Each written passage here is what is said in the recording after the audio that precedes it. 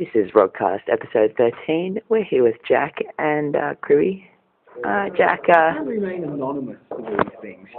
Why do we always have to say our name? Mr. Douchebag, do you ever say your name? Yeah, I'm Abby. I'm Abby. Yeah, it doesn't matter. I don't want my name on this thing. Why not? You're wrecking our anonymity and also our creative juices. You might want to speak into the microphone. You're wrecking our improvisational opportunities by shoehorning us into characters.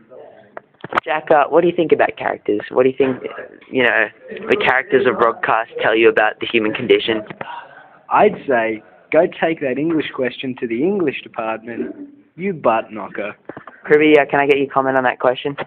That was the worst question I have ever heard. Like, in the history. Become of the a 18 better years, interviewer, yeah. is all I'm going to In the say. 18 years I've existed on this earth, I've not heard an interviewer ask such a pointless question. Well done. Actually, I think there was,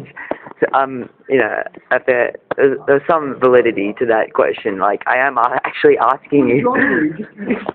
Spitting off English quotes? You are compounding the problem now. Look, guys, I'm trying to be voracious, okay? Anyway.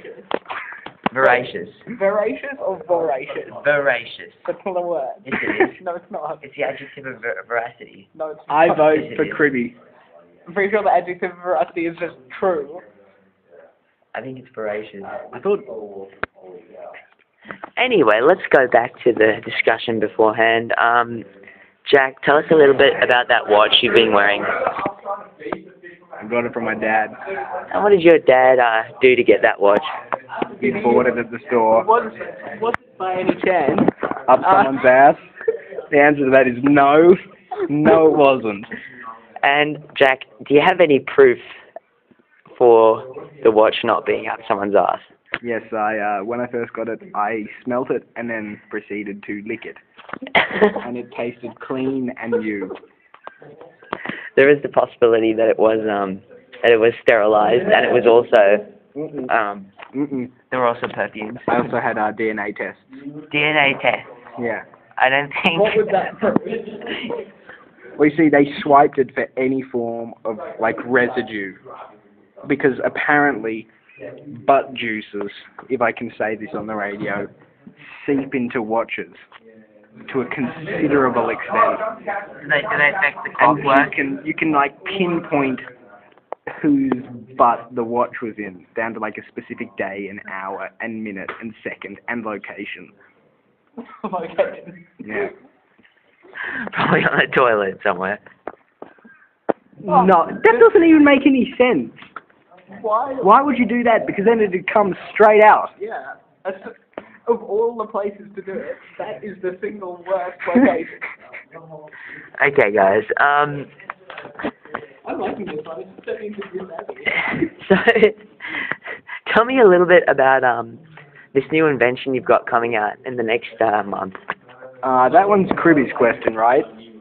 It's actually the iPhone 5. So basically every other iPhone, but 10 times more expensive. And what's your marketing strategy this time with the iPhone 5? Well, essentially, we're going to go up to people, and we're going to take a taser and apply that taser to their neck until money spills out of them. Right. And Jack, you're the chief marketing executive of Apple. Where did you get this idea for marketing the iPhone 5? It coincided with an accidental order of like 200 tasers.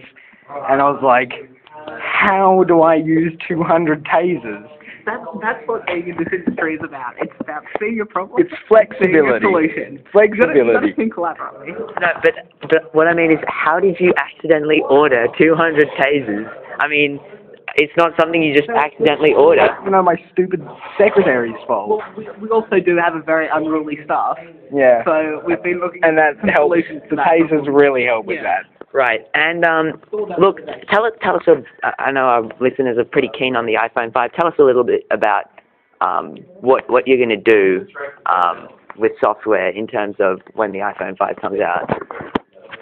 Well, we've actually got this new app. It's called social flash.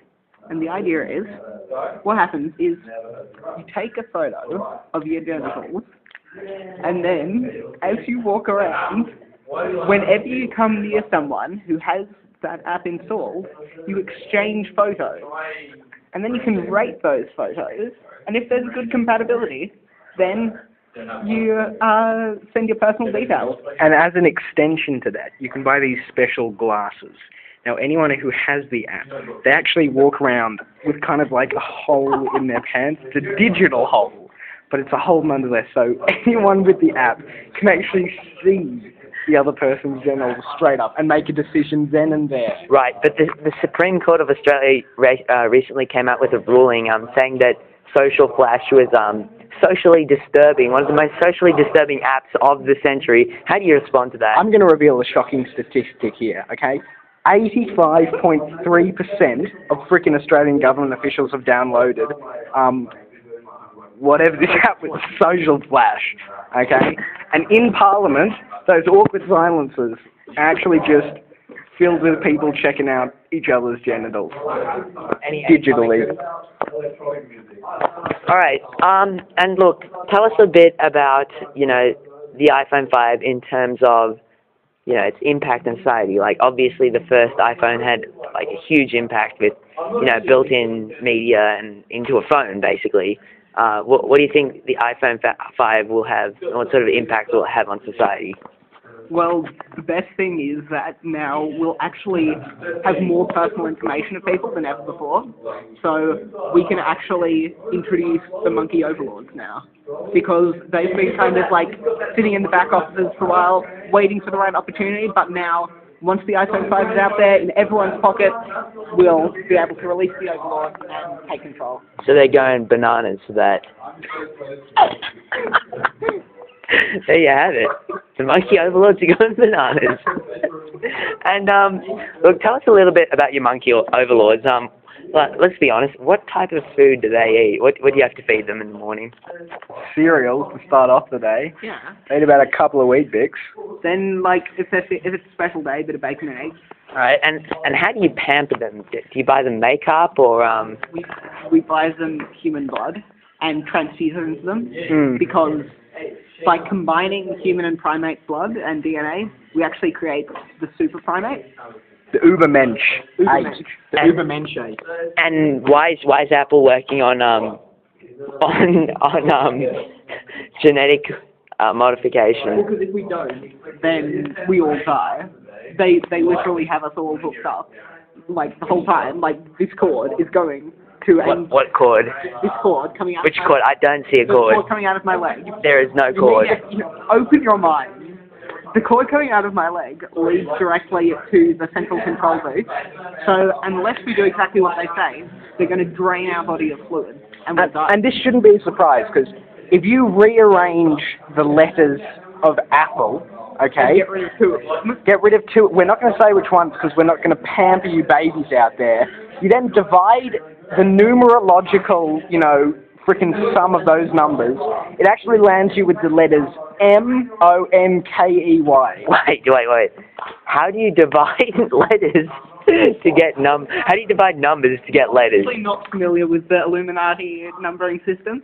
Yeah. You fool. Can you please enlighten us on the Illuminati numbering system? Have you been living in the dark your entire life? I asked the questions here. Go watch some Alex Jones. Who's Alex Jones? I'll leave you to figure that out, man. We have something called the internet.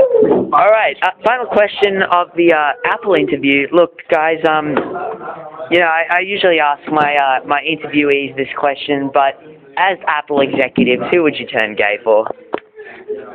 Well, really, we actually have no gender anymore, and so we cannot sacrifice. We sacrificed our gender to the ape overlords, so we are no longer able to engage in any form of social or sexual interaction. But I would say Brad Pitt. Brad Pitt. There you have it. That's today's Rogcast. Enjoy.